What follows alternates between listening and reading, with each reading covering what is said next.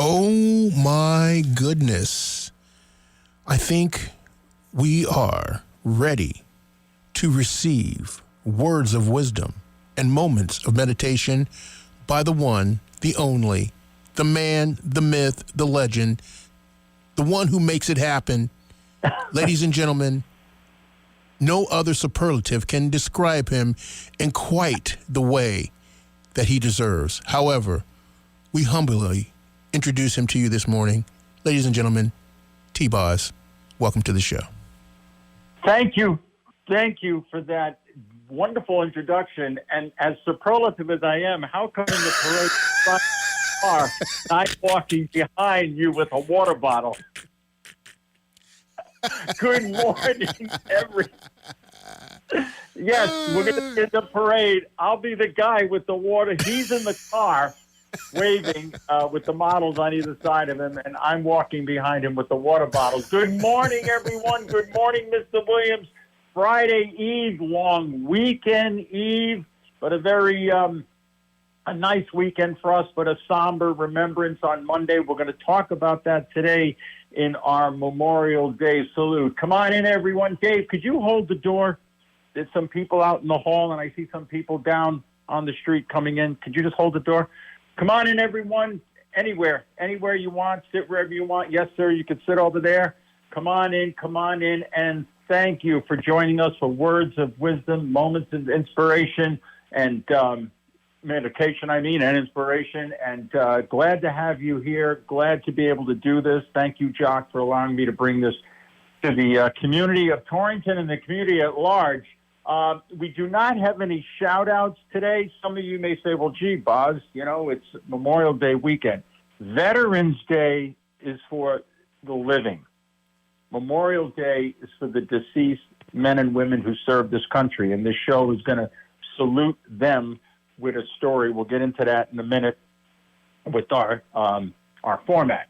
But there is no formal shout-out. So we're going to go right over to Stan, the coffee man. There he is with a big smile on his face, and he did serve in the military. So you're there, Stan. I'll thank you for that. And what do we have in the big pot today? Ooh, come on in, ma'am. Come on in. Hazelnut. Oh, it smells. Everybody go like this. Oh, it's just filling the room. Dave, could you close the door now? I think everyone's in. Just wonderful. And what do we have over here? Look at these muffins from Christie's Diner up the street. Corn muffins, blueberry muffins, and Twin Colony Diner sent over some apple crumb. Oh, hey, boys and girls, please, these people send over the food for our show. Please go and support these wonderful businesses here in Torrington that keep us afloat. So, Stan, thank you again. And what? Oh, and there is tomato juice. And, oh, look at this. I missed this because I'm visually impaired. You have strawberries, bananas, and blueberries. Red, white, and blue. Boy, that stand is getting very creative. So thank you, Stan, for serving, and thank you for serving the refreshment. You can go up when you want during the show, boys and girls, and those of you who can hang around afterward, please feel free. Today we're going to talk about a battle, and it's the Battle of Fort McHenry. And what I'm going to do is I'm going to use that because it's going to lead us to a very famous poem, and you'll see how the show ends.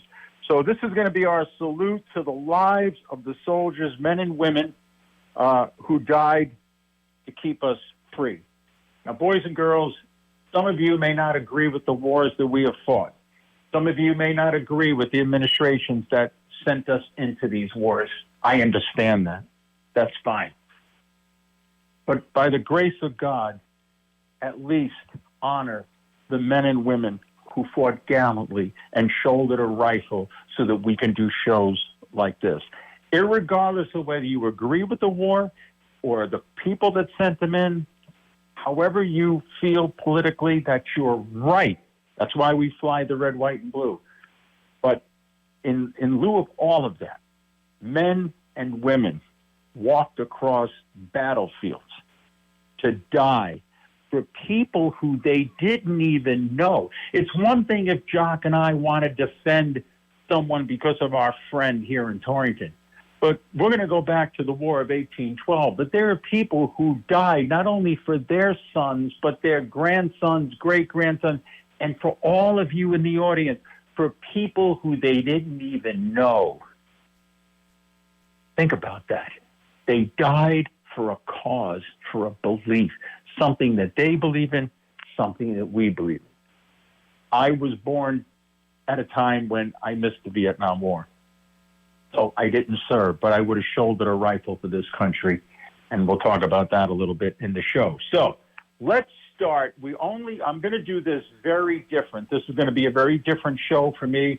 I want to do most of this extemporaneously. We only have 3 quotes to open the show, and then we're going to get into our talk about the Battle of Fort McHenry and where that leads us today.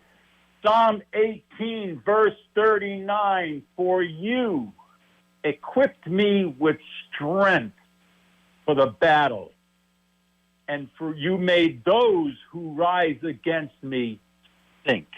And I believe that every soldier that marched across the battlefield or sailed on a ship or flew in a plane probably feels that God had equipped them for battle, but hopefully that those that rose up to them would sink. We look at this beautiful quote. This is beautiful, and it's by an unknown person. I'm going to read it slowly. Our flag does not fly because of the wind moving it. It flies with the last breath of each soldier that died protecting it. Boom. The breath of each soldier that protected it. That is what we're celebrating on Monday, or honoring. As I said at the opening of the show, my father fought in World War II, but he came home. All of my uncles fought in Korea, Vietnam. They came home. But there's a lot of men and women who didn't come home. And so that flag flies by the breath of every soldier, not by the wind. We look at John 15, verse 13. There is no greater love than this, when one lays down his life for another. Now, we know that Jesus, that's what John's talking about, died for us. But what's interesting, Paul says he died while we were still sinners. Now, we can take that a step further and take this quote, this scripture verse, and use it for our soldiers that laid down their life for others, like I said at the opening, for us. So Jesus died while we were still sinners. There were soldiers that died not only for the people in America that believed like they did, but for the people that didn't believe like they did. My father walked across Germany for the Republican, the Democrat, the straight, the gay, the transgender, the right wing, left wing, every wing. He walked across that so that we could live in a country free, that we can worship, that we can protest, that we can bear arms, that we can gather, that we can live and enjoy the life, this beautiful country that we have. So people died, just like Jesus did, for people they didn't know and for people that they may not have agreed with in terms of policies. Let's get into the Battle of Fort McHenry. And then we're going to lead into a very famous poem, and then we'll get to the closing of our show. The Battle of Fort McHenry. After the British had burned the White House, at that time was called the Executive Mansion. They burned the Capitol and a bunch of other government buildings on August the 24th in 1814. That was in response to the Americans that did some burning up in Canada, which is now, was called York at the time, is now present-day Toronto. War is ugly. So the British burn Washington, and they take with them a very famous doctor at the time. His name is Dr. William Beanes. And though he was an actual doctor and a civilian, he did a lot to coordinate behind-the-scenes things in order to help the militia during the War of 1812. He was very notarized at the time. So now what the British wanted to do is, though they were fighting Napoleon in France and they defeated him, they had this little minor skirmish over in the United States in the Chesapeake Bay at the Inner Harbor in Baltimore. The reason why they wanted the harbor is because it was a major port, and they felt that the Americans were attacking their ships and keeping them from opening up trade routes. So their plan, the British plan, was to go in and conquer Fort McHenry. Now, let me give you the players, and then we're going to go through some other things and get to what we want to get to. So here's the players. We have the British Vice Admiral, and his name is Alexander Cochrane. On the American side, we have Major George Armistead. We have 1,000 soldiers. We have Dr. William Beans. We mentioned him. Okay, he was taken captive by the British. We have Francis Scott Key. I think all of you know him. And we have Colonel John Skinner. Francis Scott Key was a 35-year-old lawyer at the time and a poet.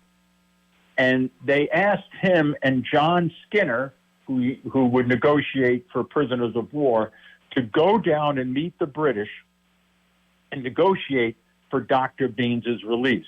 They picked Francis Scott Key because his father was in the First Continental Army during the Revolutionary War.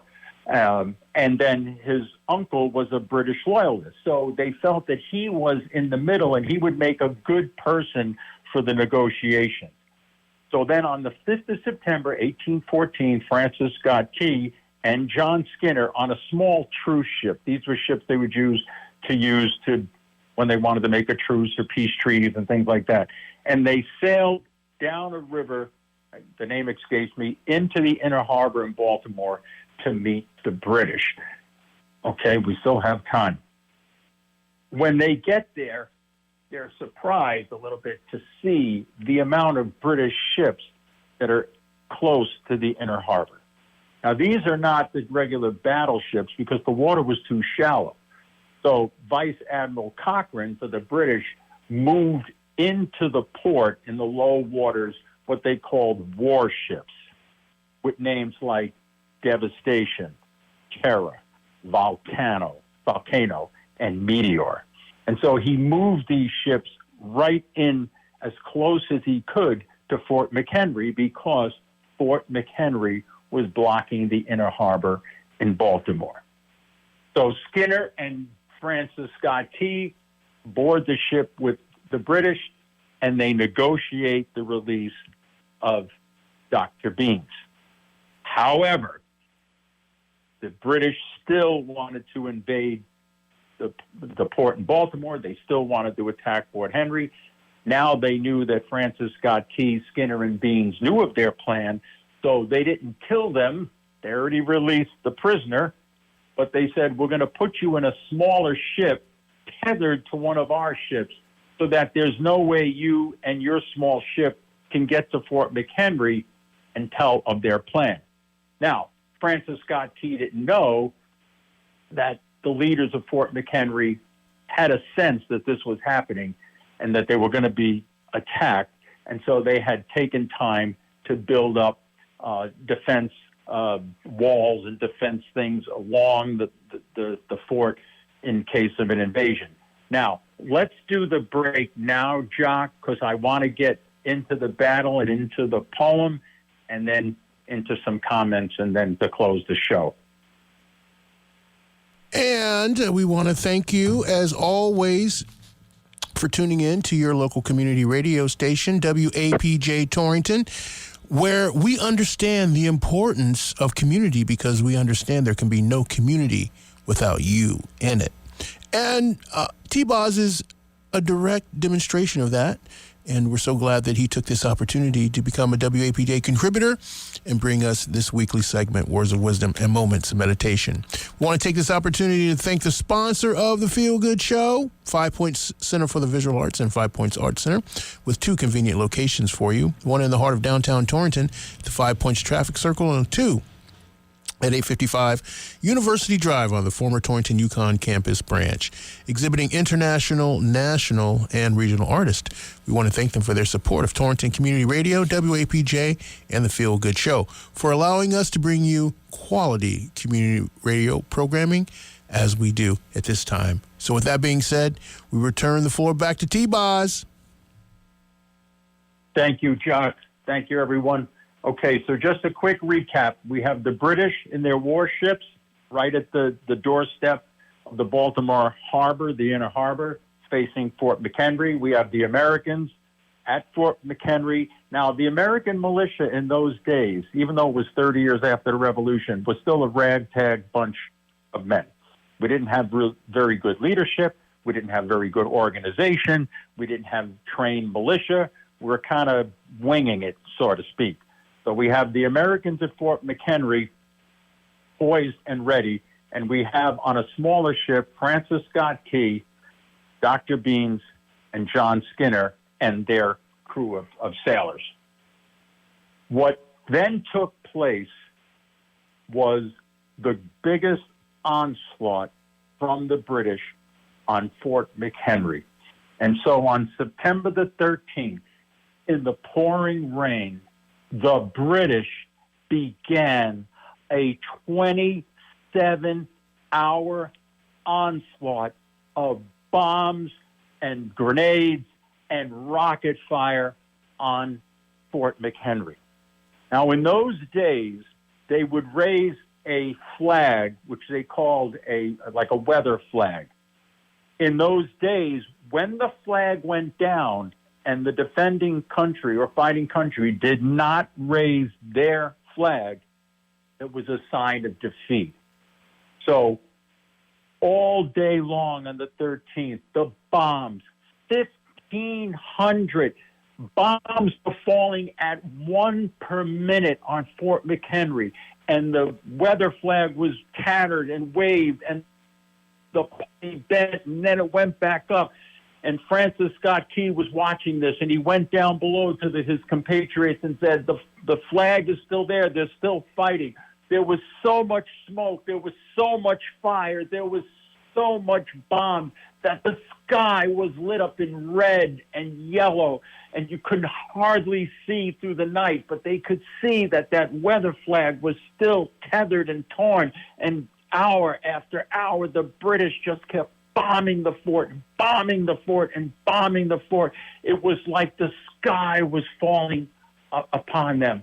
And Francis Scott Key would come up from below. They were about 6 miles away, and he could see the gunfire, the battle, and he would tell his compatriots, the weather flag is still flying. And it went on through the night, and it went on, and the bombs and the destruction and the killing went on and on and on.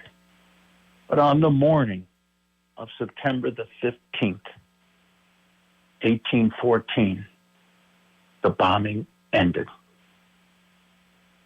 And the weather flag from Fort McHenry started to come down. And Francis Scott Key and Skinner and Beans came up from the gallows of the ship that they were on. And to their surprise, from behind the walls of Fort McHenry came up a 30 by 40 foot American flag as they played revelry.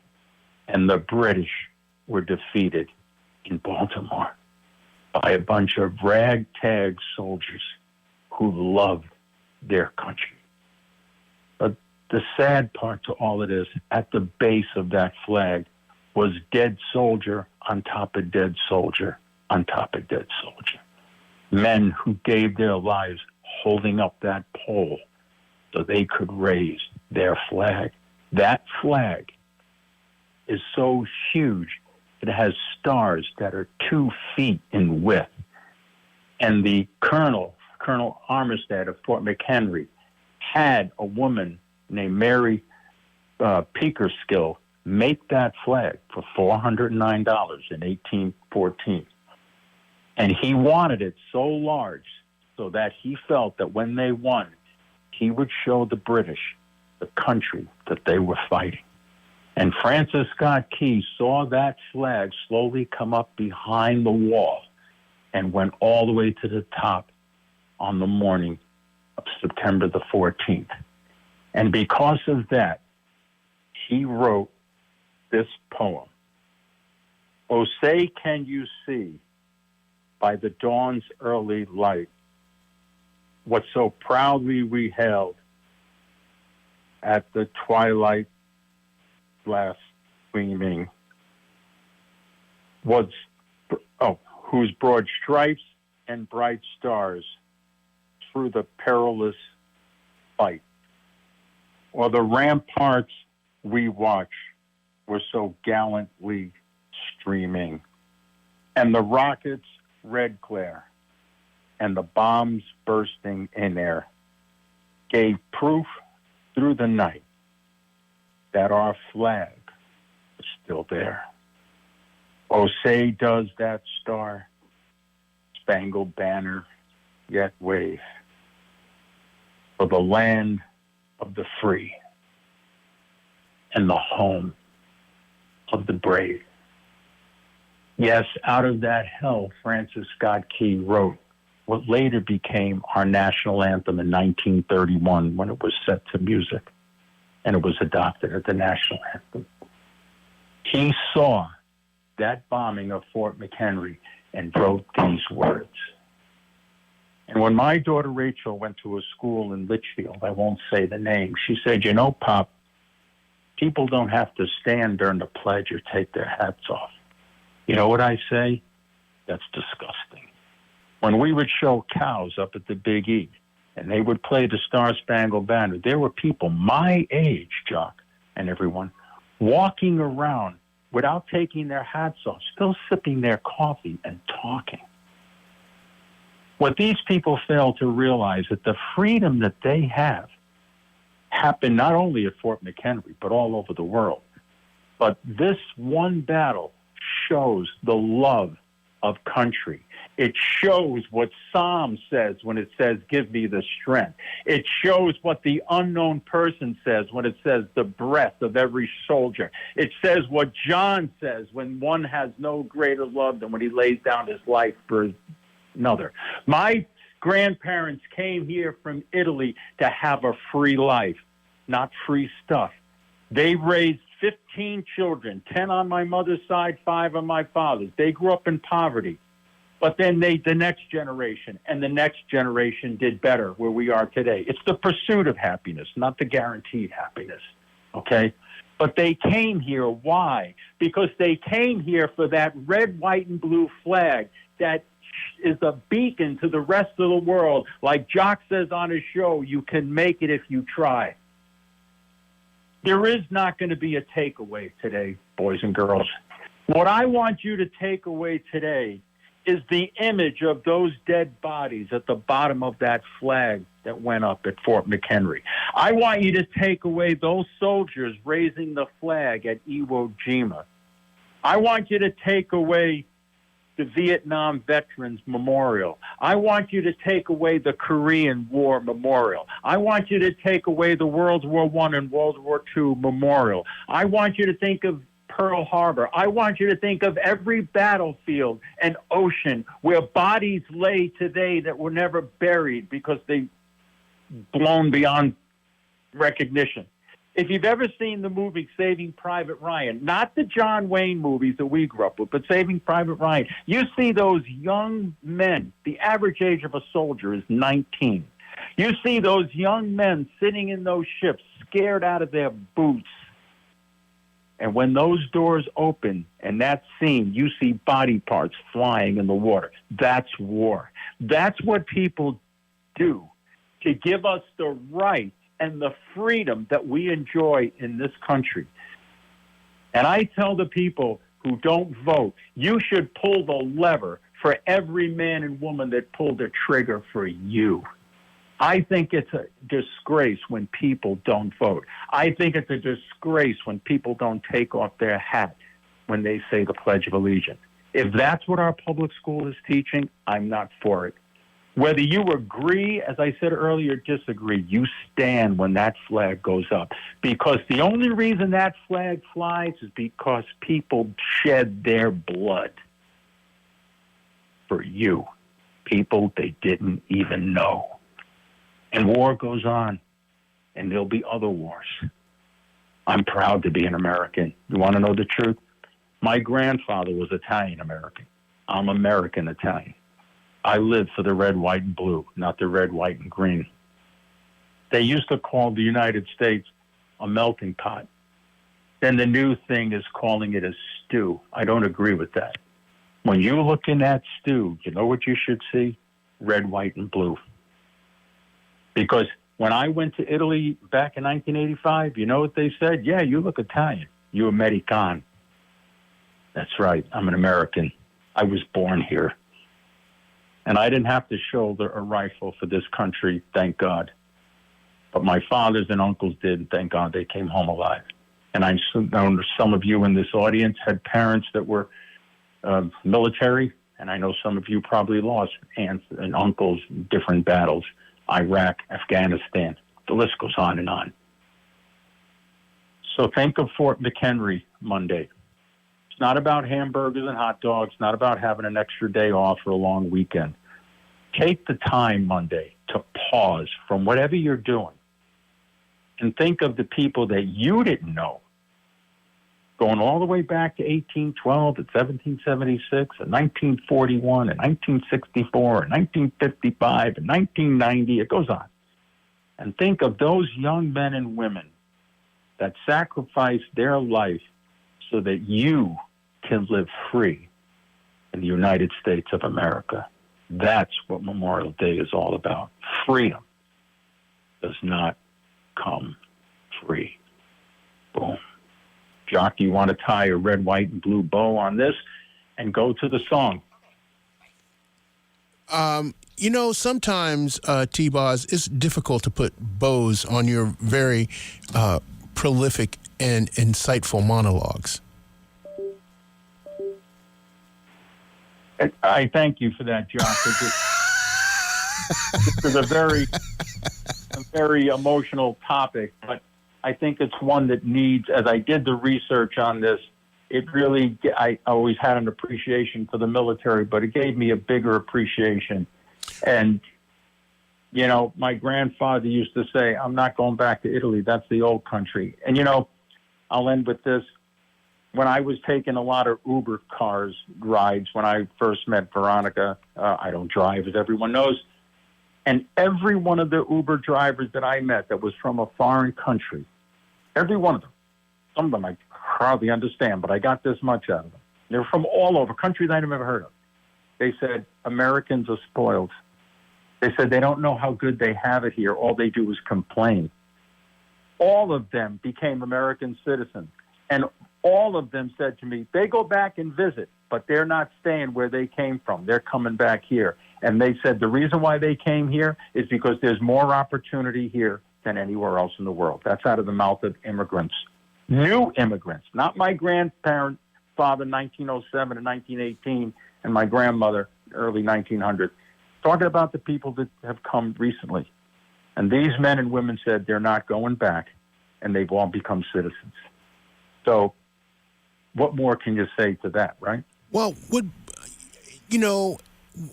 gets me, what I don't understand is how we've, in a sense, forgotten the great sacrifices that the great generation made before us.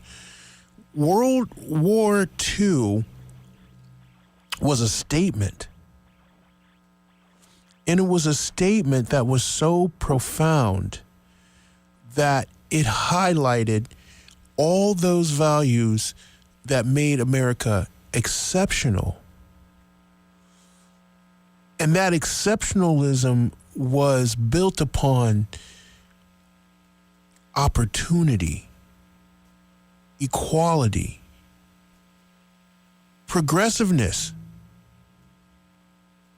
and recognition that the individual can make a difference.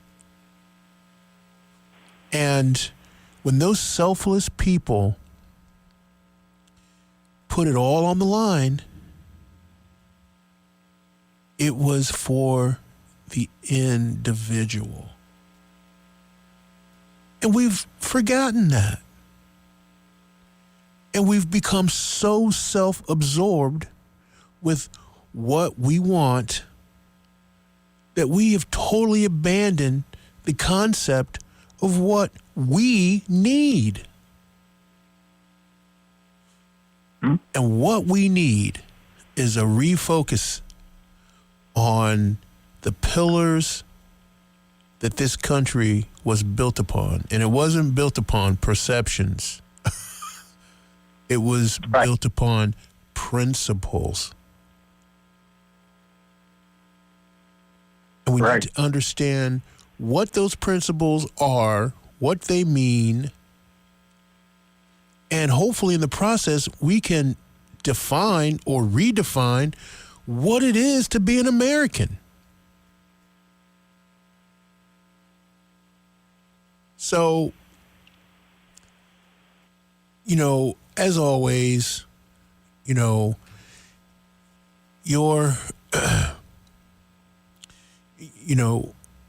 you always seem to bring out the essence of what it is, the topic that you're sharing with us. And I think it's very poignant today what the essence of your topic was. And I think we need to really look deep into who we are.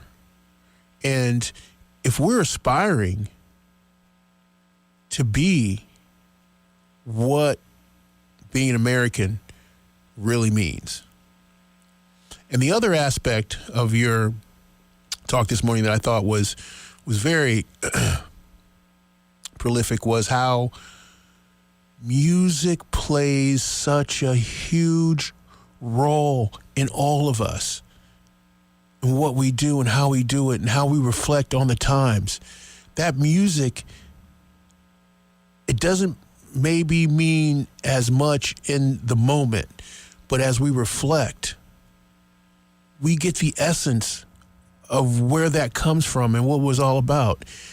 And just to share a brief thing here, the project that, you know, my nonprofit Culture for a Cause is working on, the John Brown Project, His Truth is Marching On, was based upon the Battle Hymn of the Republic and how that song was originally John Brown's body. And the reiteration of that song through the ages chronicled a distinct time in our country's evolution. And just as Francis Scott Key was writing about the war and the very descriptive terms that he used in that, it also signifies how we can express those very surreal moments in a way that we can all understand it. That's the language of music. That's the essence of art. Yeah, and I think that when you play the song at the end, now, when people hear that song, when they go to ball games and things like that, I think after knowing where that song emanated from will give them a greater appreciation. The reason why we play that song in ball games and whatnot was to raise, they did that during World War II, to raise the consciousness, the national consciousness about the war. Basically, it's a somber song that's for more somber events. But I think it's fine that we use it at sporting events now. It's fine. But when you know where that song emanated from, as you're talking about with the Battle Hymn of the Republic, it gives you a greater appreciation. And true. And you're so right. It truly does. It truly does. And like I said, that image of those men holding up that flagpole, one body on top of another, And then could you imagine Francis Scott Key seeing that 30 by 40 foot flag coming up behind the walls of Fort McHenry? There's just no word to describe it. I think he did it the best with the song. So I want to wish everyone to have a nice, safe weekend. Take the time to bow your head, to pause, say a prayer, make the sign of the cross, look skyward, anything, for all the men and women who gave Jock and I and all of you the right to be able to speak and do what we want. And get back to thinking about individuals, as Jock said, and realize that that flag waves for all of us, not just some of us. So, Jock, why don't you play our song? And T-Boz, everyone, I will not be here next week. I'll be out of town, but I'll be back in 2 weeks. Okay? T-Boz, before you go, okay? Yes. Now, I'm having an issue that I have to share with you. Go ahead. Because there are so many versions of this song. And I'm looking at the choices, and I'm like bewildered as to what choice I should make. So I hope that you agree with this. Jock, you and I are friends, and hopefully we'll still be friends after this. But you and I are friends. That's why you're across the street and I'm over here at Studio B. And one day, everyone wants to know what the classroom looks like. I think maybe in 2 weeks I'll describe it. But you're over there across the street. We're watching you on the big TV. Pick any version you want, and I'm sure it'll be appropriate. Everyone have a wonderful weekend. Thanks for listening to our show. Thanks for attending Words of Wisdom, Moments of Meditation, and stay safe. God bless America.